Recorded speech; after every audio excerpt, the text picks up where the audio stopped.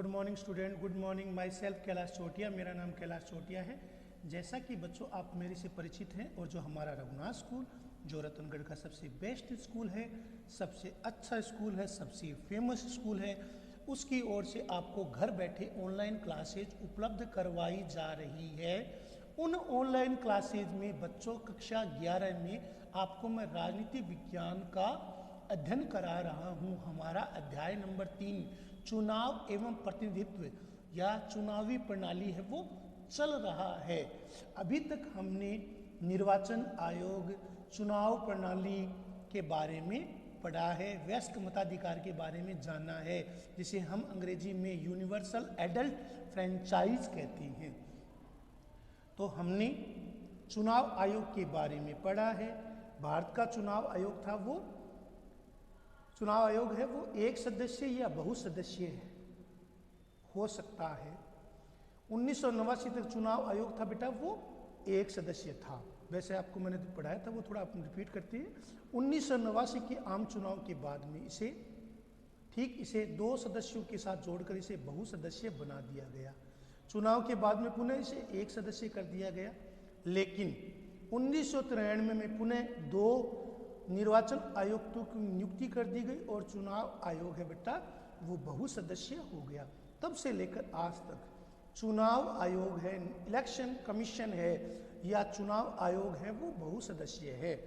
चुनाव निर्वाचन आयोग है वो बहुसदस्यीय हो गया है, तब से लेकर यह बहुसदस्यीय बना हुआ है। शुरू में बहुसदस्यीय निर्वाचन आयोग को लेकर अलग अलग आशंकाएं थी। मुख्य निर्वाचन आयुक्त और अन्य आयुक्तों के बीच इस बात को लेकर मतभेद था कि किसको कितनी शक्ति प्राप्त हो। इसका समाधान सर्वोच्च न्यायालय को करना पड़ा। अब यह बात सामान्य सहमति है कि बहुसदस्यीय जो चुनाव आयोग है बेटा, जो बहुसदस्यीय निर्वाचन आयोग है वो ज़्यादा उपयुक्त है, क्योंकि इससे जो इलेक्शन कमीशन है उसकी शक्तियां में साझेदारी हो गई है और चुनाव आयोग पहले की बजाय ज़्यादा जवाबदेह, ज़्यादा रिस्पॉन्सिबल, ज़्यादा सहयोगात्मक बन गया है। तो मुख्य निर्वाचन आयुक्त होता है बेटा, मुख्य निर्वाचन आयोग की अध्यक्षता करता है। मुख्य निर्वाचन आयुक्त द चीफ इलेक्शन कमिश्नर, जो मुख्य निर्वाचन आयुक्त होता है वो निर्वाचन आयोग की अध्यक्षता करता है। लेकिन उसे अन्य जो 2 है, आपको पता है हमारा जो इलेक्शन कमीशन है वो 3 सदस्य है। मुख्य चुनाव आयुक्त केवल पद ही है। जो अन्य 2 चुनाव आयुक्त हैं उनको कहीं से भी कम शक्तियां प्राप्त नहीं है, लेकिन अन्य जो दोनों निर्वाचन आयुक्त है उसकी तुलना में उसे ज़्यादा शक्तियां प्राप्त नहीं है, यानी उसको शक्तियां तो बराबर है। अन्य दोनों निर्वाचन आयुक्त की तुलना में उसे ज़्यादा शक्तियां नहीं प्राप्त है। एक सामूहिक संस्था के रूप में चुनाव संबंधी सभी निर्णय मुख्य चुनाव आयुक्त और अन्य दोनों निर्वाचन आयुक्तों की शक्तियों के समान है। तो एक सामूहिक संस्था के रूप में जो इलेक्शन कमीशन है, आर्टिकल 324 में जिसका उल्लेख किया गया है, अनुच्छेद 324 में जिसका वर्णन किया गया है कि हमारे देश में जो चुनाव आयुक्त है या जो चुनाव आयोग है वो एक सदस्य था। 1989 में आम चुनाव से पहले इसे 3 सदस्य बना दिया गया, बाद में इसे पुनः एक सदस्य कर दिया गया। 1993 के बाद इसे पुनः 3 सदस्य कर दिया गया। तो एक सामूहिक संस्था के रूप में चुनाव संबंधी सभी निर्णय में मुख्य चुनाव आयुक्त और जो अन्य दोनों आयुक्त हैं उनकी शक्तियां बराबर हैं। इनकी नियुक्ति जो चीफ इलेक्शन कमीशन है और जो अन्य 2 आयुक्त हैं इनकी नियुक्ति आपको पता है राष्ट्रपति करता है, लेकिन किसकी सलाह से करता है? मंत्रिपरिषद की सलाह से करता है। और आपको पता है मंत्रिपरिषद का हेड कौन होता है? प्रधानमंत्री होता है। तो इसकी नियुक्ति राष्ट्रपति द्वारा मंत्रिपरिषद के परामर्श से की जाती है। और मंत्रिपरिषद का हेड कौन होता है बेटा? प्रधानमंत्री। ऐसे में संभव है कि सरकार के द्वारा अपने किसी हितैषी को नियुक्ति व निर्वाचन आयोग में कर दी जाए और चुनाव में सरकार का समर्थन करे।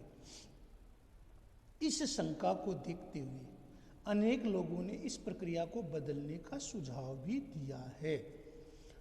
लोगों ने सुझाव दिया है कि इसके लिए एक भिन्न प्रक्रिया का पालन किया जाना चाहिए, जिसमें मुख्य निर्वाचन आयुक्त की नियुक्ति में प्रधानमंत्री हो, इसमें विपक्ष के नेता और भारत के मुख्य न्यायाधीश CJI chief justice of India से परामर्श करना जरूरी होना चाहिए। लेकिन वर्तमान में आपको जैसे पता है कि राष्ट्रपति के द्वारा मंत्रिपरिषद की या प्रधानमंत्री की सलाह से इसकी नियुक्ति की जाती है, लेकिन इस पर भेदभाव के आरोप लगते हैं, क्योंकि ये सत्तारूढ़ दल होता है, वो अपने पक्ष का व्यक्ति वो चुनाव आयुक्त नियुक्त करने की कोशिश करता है। इस आशंका को देखते हुए चुनाव आयुक्त की नियुक्ति या मुख्य चुनाव आयुक्त की नियुक्ति के संबंध में यह सुझाव दिया गया है कि इस मुख्य चुनाव आयुक्त की नियुक्ति के संबंध में विपक्ष के नेता, भारत के मुख्य न्यायाधीश CJI और प्रधानमंत्री की है वो परामर्श लिया जाना चाहिए। जैसा कि बच्चों आपको पता है, संविधान कॉन्स्टिट्यूशन ऑफ इंडिया संविधान मुख्य चुनाव आयुक्त और निर्वाचन आयुक्त के कार्यकाल को सुरक्षा देता है। उन्हें 6 वर्ष के लिए अर्थात जब तक कि उनकी आयु 65 वर्ष तक नहीं हो जाए के लिए नियुक्त किया जाता है। 6 ईयर या उनकी आयु 65 वर्ष तक नहीं हो जाए तब तक उन्हें नियुक्त किया जाता है। आयु तक उन्हें जो भी पहले खत्म हो उसके लिए नियुक्त किया जाता है। मुख्य निर्वाचन आयुक्त को कार्यकाल समाप्त होने से पहले, जैसे हमारे राष्ट्रपति के द्वारा हटाया जा सकता है, इसके लिए संसद के दोनों सदनों से विशेष बहुमत से पारित करके इस आशय का एक प्रस्ताव है, आशय को एक प्रतिवेदन राष्ट्रपति को भेजना होगा। ऐसा सुनिश्चित करने के लिए किया जाता है कि कोई भी सरकार मुख्य निर्वाचन आयुक्त को न तो हटा सके और चुनाव में उसकी तरफदारी करने से मना कर दे। निर्वाचन आयुक्त को भारत का राष्ट्रपति हटा सकता है। तो जैसा आपको पता है, भारत के राष्ट्रपति के द्वारा इसे हटाया जा सकता है। इसे हटाने की प्रक्रिया है वो है। तो भारत में संविधान में मुख्य निर्वाचन आयुक्त, जो निर्वाचन आयुक्त का कार्यकाल है वो 6 वर्ष या 65 वर्ष की आयु जो भी पहले हो उसे पूरा करना आवश्यक है। मुख्य निर्वाचन आयुक्त को कार्यकाल समाप्त होने से पहले केवल राष्ट्रपति के द्वारा हटाया जा सकता है, लेकिन इसके लिए संसद में विशेष बहुमत से उसे पारित करना जरूरी है और इस आशय का एक प्रतिवेदन है वो राष्ट्रपति को भेजना होगा। ऐसा इसलिए किया गया कि कोई भी सरकार है वो मुख्य निर्वाचन आयुक्त को इसलिए न हटा सके क्योंकि उन्होंने चुनाव में तरफदारी करने से मना कर दिया है। निर्वाचन आयुक्त को राष्ट्रपति है वो हटा सकता है, जो अन्य निर्वाचन आयुक्त है उनको राष्ट्रपति हटा सकता है। भारत के निर्वाचन आयोग के पास बहुत सारे काम हैं, इनके कामों के बारे में हम देखेंगे। इससे पहले जो एक टॉपिक रह गया था, विशेष बहुमत क्या होता है। तो जैसा आपको मैंने बताया था कि मुख्य निर्वाचन आयुक्त को उसके कार्यकाल समाप्त होने से पहले केवल राष्ट्रपति द्वारा हटाया जा सकता है, लेकिन इसके लिए संसद के दोनों सदनों द्वारा विशेष बहुमत से पारित होना बेटा बहुत जरूरी है। विशेष बहुमत से अभिप्राय क्या है? जो संसद के विशेष बहुमत यानी कि लोकसभा और राज्यसभा द्वारा अलग अलग रूप से उपस्थित और मतदान में भाग लेने वाले सदस्यों का 2/3 बहुमत, सदन में कुल सदस्यों की संख्या का साधारण बहुमत। मान लीजिए, माना कि आपकी कक्षा में विशेष बहुमत का प्रस्ताव पारित करना है, तो मान लो कि आपकी कक्षा में 75 विद्यार्थी है, लेकिन मतदान के लिए केवल 51 विद्यार्थी उपस्थित है, तो उनमें से केवल 50 ने मतदान में भाग लिया। 51 उपस्थित है और 50 ने भाग लिया। तो ऐसी स्थिति में कब हम कह सकते हैं कि प्रस्ताव विशेष बहुमत से पास हो गया? इस पुस्तक में कम से कम 3 अध्याय में आपको विशेष बहुमत का उल्लेख मिलेगा। एक तो कार्यपालिका संबंधी दूसरे अध्याय में हमने पढ़ा था, जहाँ पर राष्ट्रपति को महाभियोग के द्वारा हटाया जा सकता है। अच्छा, अन्य 2 स्थानों पर ढूंढे जहाँ पर विशेष बहुमत की चर्चा की गई है। विशेष बहुमत के द्वारा, एक विशेष बहुमत के द्वारा उसे हटाया जा सकता है। तो जैसा आपको मैंने बताया कि मुख्य निर्वाचन आयुक्त को राष्ट्रपति के द्वारा हटाया जा सकता है, लेकिन ऐसा प्रस्ताव है वो सदनों के द्वारा, दोनों सदनों के द्वारा विशेष बहुमत से पारित होना आवश्यक है और ऐसा आशय का प्रतिवेदन राष्ट्रपति को भेजना होगा। ऐसा इसलिए सुनिश्चित किया गया कि कोई भी सरकार है वो मुख्य निर्वाचन आयुक्त को इस आधार पर नहीं हटा सकती कि उसने चुनाव में उनकी तरफदारी नहीं की। चुनाव आयुक्त को केवल राष्ट्रपति हटा सकता है। भारत के निर्वाचन आयोग के पास बेटा बहुत सारे काम होते हैं, बहुत बिजी रहते हैं।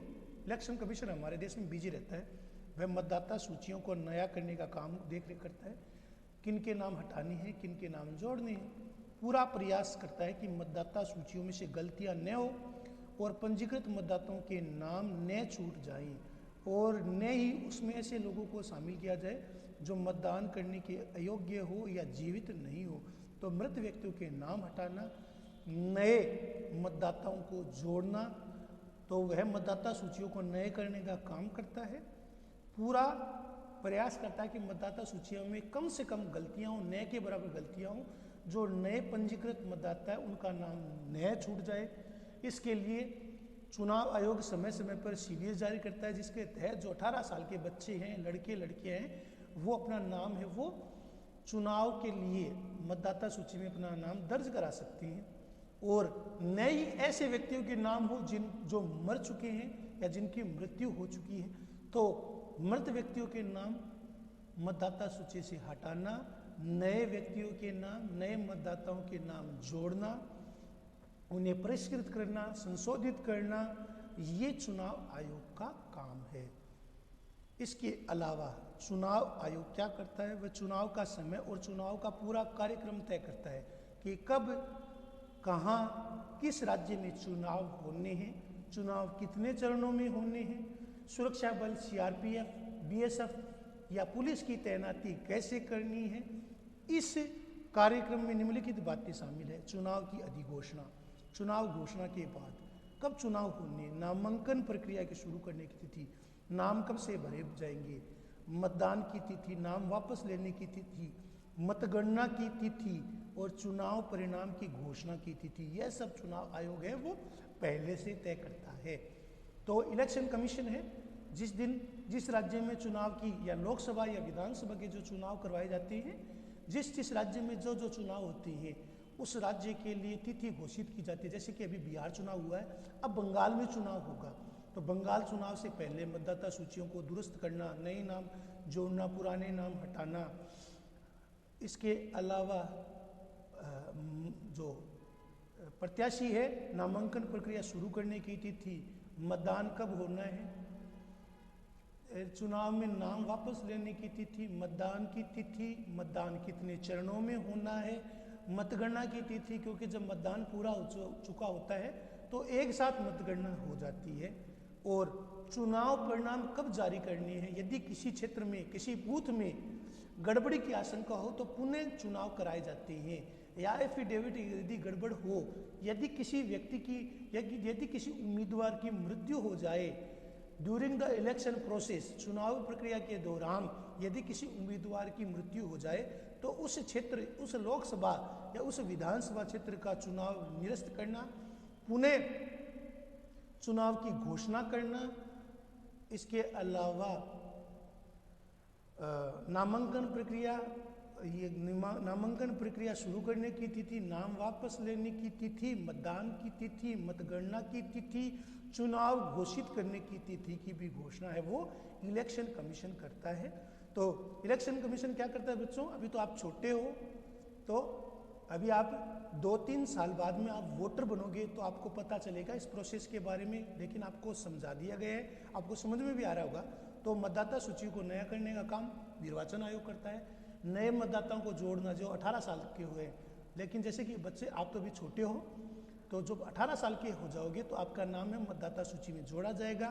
तो मतदाता सूची में गलती न हो, पंजीकृत मतदाताओं का नाम न छूट जाए, नए मतदाता जो वोटर है जो 18 साल की उम्र पार कर चुके हैं या 18 साल के हो चुके हैं, ऐसे बालक और बालिकाओं के नाम जोड़ना, और जो व्यक्ति मृत हो चुका है, मर चुका है, उसके नाम मतदाता सूची से हटाना, और जो मतदान के अयोग्य हैं या जीवित नहीं है उनके नाम भी हटाना। चुनाव के समय और चुनाव का पूरा कार्यक्रम है वो घोषित करना। इसमें कई बातें आती है, जैसे चुनाव की अधिघोषणा, जिसे हम कहते हैं आचार संहिता लागू होना, नामांकन की तिथि, नाम वापस लेने की तिथि, मतदान की अलग अलग चरणों में मतदान कब कब होना है। जैसे बिहार में 3 चरणों में मतदान हुआ था, क्योंकि बिहार के क्षेत्र हैं वो कुछ क्षेत्र संवेदनशील और अति संवेदनशील थे। इसी प्रकार बंगाल में भी चुनाव है वो शायद 1 या 2 या 3 चरणों में हो सकता है। तो मतदान की तिथि कब होनी है, मतगणना की तिथि, चुनाव परिणाम घोषित करने की तिथि, ये सभी के सभी कार्य है वो इलेक्शन कमीशन या चुनाव आयोग के द्वारा किए जाते हैं। तो जैसा आपको मैंने बताया है 2 पॉइंट हमने पढ़े हैं।